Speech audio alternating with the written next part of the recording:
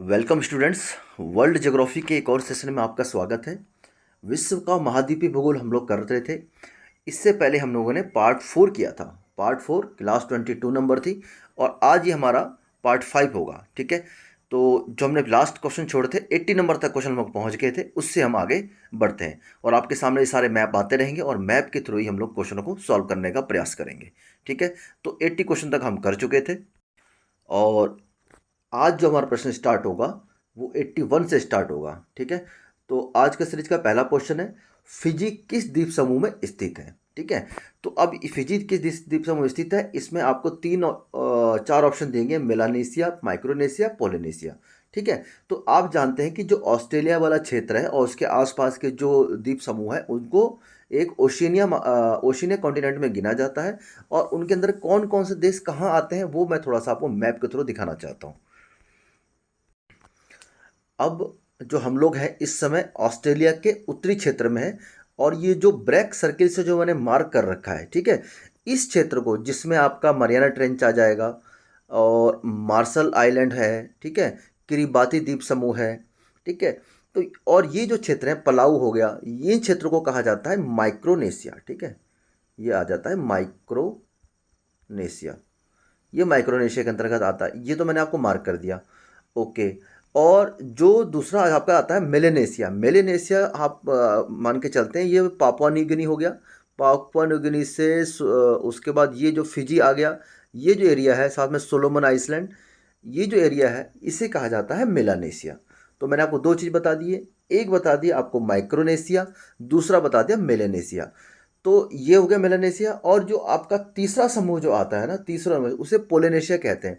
उसके लिए हम लोगों को जाना पड़ेगा हवाई द्वीप समूह उत्तरी अमेरिका के पश्चिमी दिशा में। ठीक है, तो हमें नक्शे के दूसरी तरफ जाना पड़ेगा। तो फिलहाल तो हम क्वेश्चन पहले आंसर निकाल लेते हैं। मेलानेशिया में दिख गया, फिजी दिख गया, तो फिजी द्वीप समूह तो मेलानेशिया में है। अब बस हमें एक एडिशनल जानकारी के लिए अब लोग जो हम देखने जा रहे हैं पोलिनेशिया देखने जा रहे हैं। ठीक है,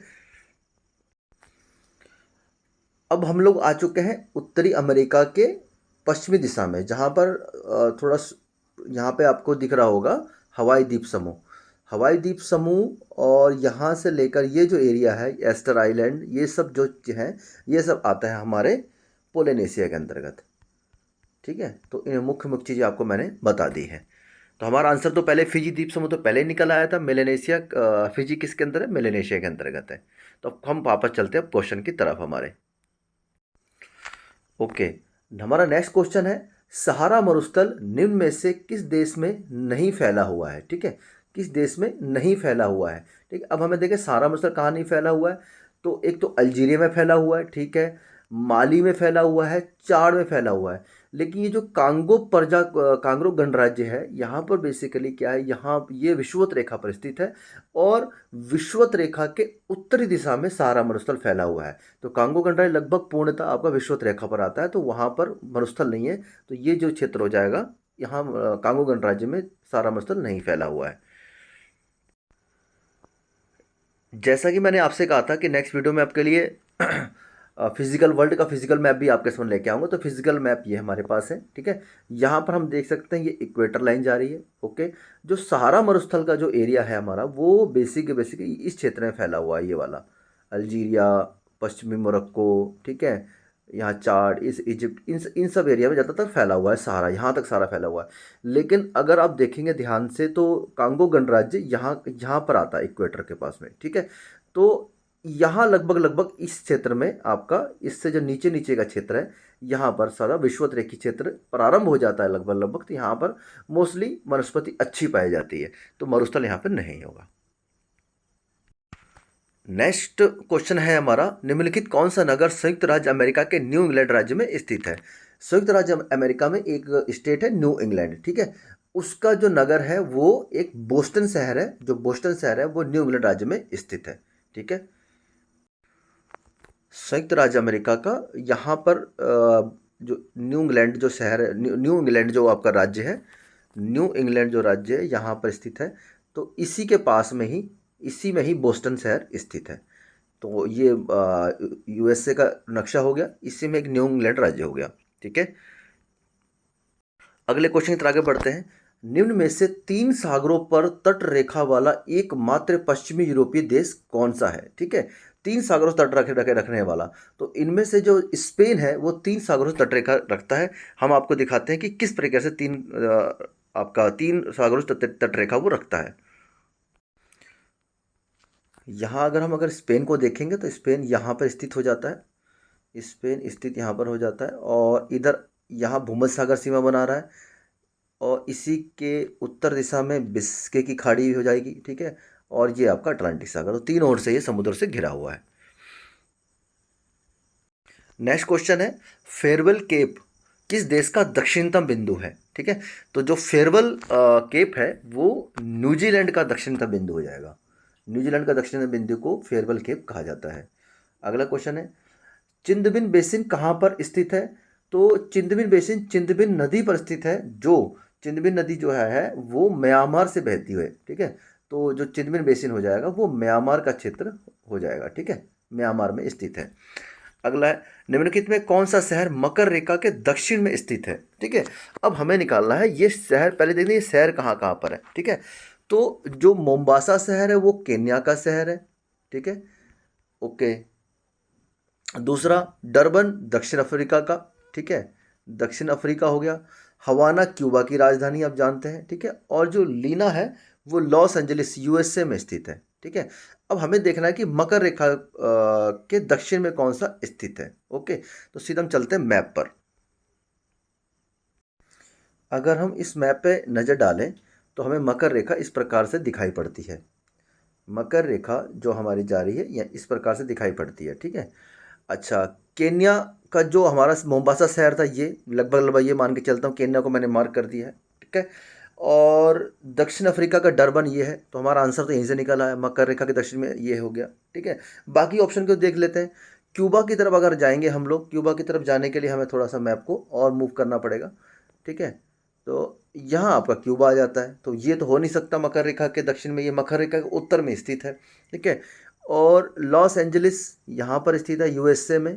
ठीक है, तो लॉस एंजलिस यूएसए में स्थित है, तो ये भी आपका मकर रेखा के उत्तर में आ गया और कर्क रेखा के उत्तर में भी है। तो इस तरीके से हमें लोकेशन देखने के लिए मैप की थोड़ी जानकारी अच्छे से होनी चाहिए। ओके, ठीक है,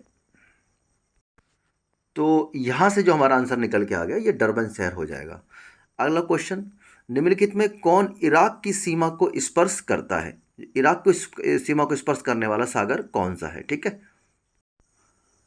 इस क्वेश्चन में ना मुझे प्रिंटिंग मिस्टेक लग रहा है। यहाँ पर जो इराक है, इराक की सीमा किन्हीं भी सागरों से नहीं लगती। इराक की सीमा जो है वो सिर्फ और सिर्फ फारस की खाड़ी से लगती है।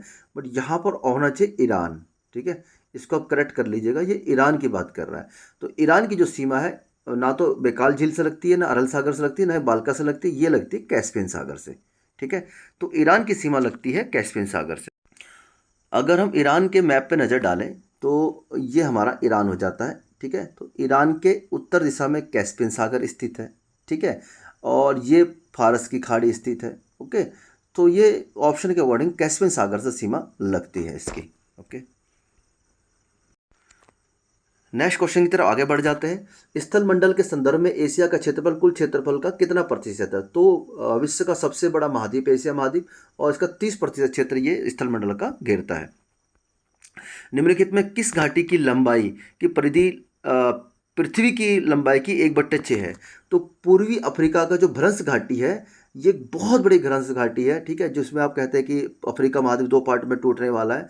तो इस भ्रंश घाटी का जो लंबाई है वो पृथ्वी की परिधि की लंबाई की 1/6 हो जाती है। अगर अगर हम थोड़ा मैप पे नज़र डालें तो ये जो भ्रंश है ये लगभग लगभग मैं आपको बताना चाहता हूँ यहाँ से स्टार्ट होता है। यहाँ से स्टार्ट होते हुए ये युगांडा, रवांडा, बुरुंडी आदि से होते हुए ये महान भ्रंश, और यहीं पे कुछ झीलों का निर्माण हुआ है। तो ये एक महान भ्रंश काउंट किया जाता है जिसकी जो परिधि है वो पृथ्वी की परिधि की 1/6 है। ठीक है, नेक्स्ट क्वेश्चन हमारे पास है, संयुक्त राष्ट्र अमेरिका के वे किसान जिनके फार्म ग्रामीण क्षेत्र में होते हैं तथा जो उनके समीप के किसी नगर में निवास करते हैं और जुताई व बुवाई एवं कटाई के समय में फार्मों पे आ जाते हैं, तो निम्नलिखित में किस नाम से जाने जाते हैं? ठीक है, तो ये जो आंसर हो जाएगा इनको बोला जाता है side walk farmer. Side walk farmer के नाम से लोग जाने जाते हैं। क्वेश्चन नंबर 93 है हमारे पास, किस महाद्वीप के अंतर्गत विषुवत क्षेत्र का अधिकतम भाग पड़ता है? ठीक है, तो जो अफ्रीका महाद्वीप है, जिसके आपको मैं बताया कि साउथ प्रिंसेस से रेखा गुजरती है, साउथ प्रिंसेस स्टार्ट हो गया, साउथ प्रिंसेस, गैबोन, कांगो गणराज्य, ठीक है, केन्या, सोमालिया आदि से गुजरते हुए अफ्रीका महाद्वीप का सबसे सर्वाधिक क्षेत्र पड़ता है विषुवत रेखा में। जैतून विस्तृत क्षेत्र में कहाँ पर उगाया जाता है? आपको पता है जैतून का तेल, ठीक है, ऑलिव ऑयल जिसे बोला जाता है, तो विस्तृत क्षेत्र के रूप में फ्रांस में उगाया जाता है। अगला, निम्नलिखित में किसे प्रकृति का सुरक्षा वाल्व कहा जाता है? ठीक है, तो प्रकृति का सुरक्षा वाल्व पृथ्वी के अंदर का जो स्थित लावा है, मैग्मा है, इनको बाहर निकालने के लिए जो संतुलन बनाया जाता है पृथ्वी द्वारा, वो सुरक्षा वाल्व ज्वालामुखी को कहा जाता है। अगर आप ओजोन गैस सोच रहे हैं तो वो नहीं, वो पर्यावरण का सुरक्षा वाल्व, वातावरण सुरक्षा वाल्व, लेकिन प्रकृति का सुरक्षा वाल्व ज्वालामुखी को कहा जाता है। अगला क्वेश्चन है, बहुत ट्रिकी क्वेश्चन है, बहुत अच्छा क्वेश्चन है, मुझे अभी तक आज जो सेशन है इसका सबसे अच्छा क्वेश्चन मुझे यही लगा। 0 डिग्री अक्षांश मतलब विषुवत रेखा और 0 डिग्री देशांतर, ठीक है, जो ग्रीनविच लाइन की बात कर रहे हैं, कि सबसे नज़दीक कौन सी राजधानी स्थित है? ठीक है, तो अब देखिए इनमें जो अक्रा है ये घाना की राजधानी है, जो अफ्रीका का एक राज्य है, नैरोबी केन्या का, हरारे जिम्बाब्वे का, ठीक है, जिम्बाब्वे, और आदिस अबाबा इथियोपिया का, ठीक है, तो ये सारे के सारे जो देश हैं और उनकी राजधानियां ही अफ्रीका में बसी हुई हैं। तो अब हमें देखना है कि कौन विषुवत रेखा और देशांतर के लगभग सबसे ज़्यादा नज़दीक है, तो इसके लिए हमें मैप की जानकारी होनी आवश्यक है। इस क्वेश्चन का आंसर निकालने के हमें 2 रेखाओं पर नज़र दौड़ानी। पहले तो हम इक्वेटर जो 0 डिग्री अक्षांश रेखा है, ठीक है, उसको मार्क कर लेते हैं हम लोग 0 डिग्री अक्षांश रेखा को, ठीक है, ये 0 डिग्री अक्षांश रेखा यहाँ पर हो गई, और उसके बाद जो 0 डिग्री ग्रीनविच लाइन गुजर रही है वो ये गुजर रही है, ये दोबारा बनाता हूँ, ये लगभग ये गुजर रही है, ठीक है। तो अब देखिए कि ये जो है उसमें ये घाना के बीचों बीच से जा रही है, मैं घाना को मार्क करता हूँ, सबको मार्क कर देते हैं लाइन से, ठीक है। या घाना का जो शहर है, घाना का जो शहर बताया आपका, इसका क्या नाम था शहर का नाम, एक सेकेंड मैं भूल गया था, सॉरी, अकरा घाना की राजधानी, राजधानी मैच करें, अकरा राजधानी हो गया। उसी प्रकार इथियोपिया का जो बताया गया था आदिस अबाबा, इथियोपिया का ये हो गया, ओके, मैंने पूरा देश ही मार्क कर दिया यहाँ पर। और क्या था इसके बाद, हाँ, जिम्बाब्वे की राजधानी हरारे, तो जिम्बाब्वे ये राजधानी हरारे ये हो गया, ओके। दूसरा और जो लास्ट ऑप्शन था केन्या का नैरोबी, तो केन्या का जो नैरोबी है उसको ही मार्क कर देते हैं, तो लगभग यहाँ आप मान के चलिए, ठीक है।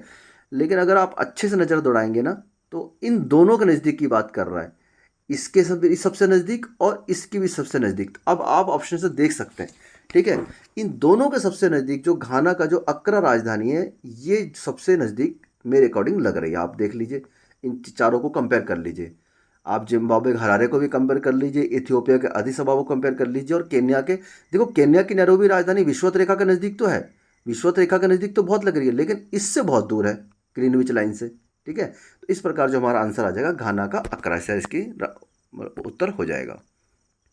उम्मीद करता हूँ कि आपको ये चीज़ समझ आ गई होगी। तो अगले क्वेश्चन की तरफ आगे बढ़ जाते हैं। निम्नलिखित में किस नदी का उद्गम भूमध्य रेखा के समीप होता है? तो इनमें जो है ये जो नील नदी है ना, नील नदी, इसका उद्गम भूमध्य रेखा के समीप होता है। नील नदी बेसिकली 2 पार्ट में निकलती है, एक ब्लू नील और एक वाइट नील। जो वाइट नील है वो टाना झील से निकलती है, और जो ब्लू नील है वो विषुवत रेखा पर स्थित विक्टोरिया झील से उसका उद्गम होता है। तो हम पहले मैप से समझ लेते हैं और फिर आगे बढ़ जाते हैं हम लोग। जैसा कि मैंने आपको बताया, जो नील नदी है उसका जो उद्गम है वो 2 पार्ट में होता है। एक होता है ब्लू नील, मैंने आपको बता दिया, ये विक्टोरिया झील है जो वो विषुवत रेखा के पास में है, ठीक है। तो यहाँ से इसका उद्गम होता है ब्लू नील का, ये इस तरीके से। और दोबारा बनाता हूँ, एक सेकंड दीजिए मेरे को, मैं दोबारा बना देता हूँ, ठीक है। ये ब्लू नील हो गया, ये जाके इधर भूमध्य सागर की तरफ चली जाती है। और एक है वाइट नील, ठीक है। वाइट नील जो है लगभग यहाँ पे टाना झील है, और इन दोनों का आपस में यहाँ पे मिलन होता है, फिर ये आगे नील नदी के रूप में बढ़ते हैं। तो विक्टोरिया जो झील है वो भूमध्य रेखा पे स्थित है, ठीक है। तो इसका उद्गम भूमध्य रेखा के समीप होता है नील नदी का। तो हमारा यहाँ से आंसर निकल के आ गया नील नदी। 98 नंबर क्वेश्चन है हमारे पास, सखालिन एवं होकाइडो द्वीप के मध्य में कौन सी जल संधि है? ठीक है, तो होkkaido तो जापान का उत्तरी द्वीप हो गया और सखालिन ये रूस के अंतर्गत आ जाता है। तो इनके जो बीच जल संधि है वो पेराउ जल संधि कही जाती है। अगर एक बार हम मैप पर नज़र दौड़ाएं, ठीक है, तो मैं जापान को जूम करता हूँ, ठीक है, जापान को जूम करता हूँ, ठीक है। तो जापान को जूम करने के बाद हमें ये पता लगता है, ठीक है, हमें ये पता लगता है कि ये तो हो गया जापान का होkkaido शहर और ये रूस का हो गया सखालिन। ओके, ये दो चीज़ हमने मार्क कर ली। और इनके बीच में जो जल संधि ये वाली पेराउ जल संधि, ये इसे कब कहा जाता है, पेराउ जल संधि। ओके, ठीक है। क्वेश्चन नंबर 99 है, पृथ्वी की सबसे गहरी महाद्वीपीय द्रोणी, ठीक है, कॉन्टिनेंटल थ्रो किस झील का आवृत्त है। तो मतलब कहने का मतलब क्वेश्चन ये पूछा जा रहा है कि विश्व की सबसे गहरी झील कौन सी है। तो बैकाल झील जो रूस में स्थित है। और ये आज का जो मैं लास्ट का सबसे लास्ट क्वेश्चन लेके चलना चाह रहा हूँ क्योंकि समय हो गया वीडियो का। तो एक और पार्ट बनेगा, उस पार्ट में सारे समाप्त हो जाएंगे। तो लास्ट क्वेश्चन लेके चल रहे हैं, विश्व की सबसे चौड़ी जलसंधि निम्न में से कौन सी जलसंधि है। ठीक है, तो इन हम सभी जलसंधियों को अभी देखेंगे एक बार, लेकिन सबसे जो चौड़ी जलसंधि है वो डेविस जलसंधि है। सबसे चौड़ी जलसंधि डेविस जलसंधि, ठीक हो गया। बेरिक जलसंधि यूएसए और रूस के बीच में आती है। जिब्राल्टर स्पेन और मोरक्को के बीच में। वास्पोरस जलसंधि काला सागर और मरमरा सागर के बीच में। ठीक है, तो हम इन जलसंधियों को एक बार मैप पे भी देख लेते हैं।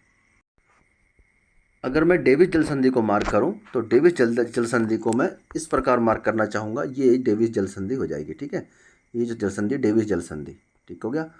डेविस जलसंधि विश्व की सबसे चौड़ी जलसंधि होगी। फिर मैं मार्क करना चाहूँगा बेरिंग जलसंधि को। ठीक है, तो बेरिंग जलसंधि को मार्क करूँगा तो यहाँ पर आ जाएगी बेरिंग जलसंधि। ये आपका यूएसए का अलास्का क्षेत्र हो गया। और इसके बाद इधर की ओर जो आपका हो जाएगा, इधर की जो क्षेत्र हो जाएगा ये हो जाएगा आपका रूस का क्षेत्र हो जाएगा। अगर मैं आपको गोल करके देखें तो ये इसके बीच में जो जलसंधि ये बेरिंग जलसंधि हो जाएगी। ओके, और फिर मैं बढ़ता हूँ जिब्राल्टर पर। तो जिब्राल्टर ये स्पेन और ये मोरक्को, इन दोनों के बीच में जो सीमा है ये जिब्राल्टर जलसंधि हो जाएगी। ओके, और लास्ट में हमारी थी वास्पोरस जलसंधि। तो जो हमारी वास्पोरस जलसंधि है वो यहाँ मार्क कर देते हैं वास्पोरस जलसंधि को। यहाँ पर तुर्की का जो इस्तांबुल शहर, यह है वास्पोरस जलसंधि। तो यहाँ तक आज हमने क्वेश्चन कर लिए।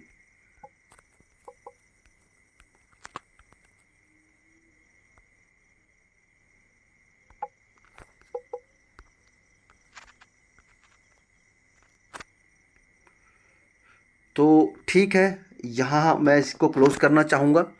तो ये हमारा आज का लास्ट क्वेश्चन था।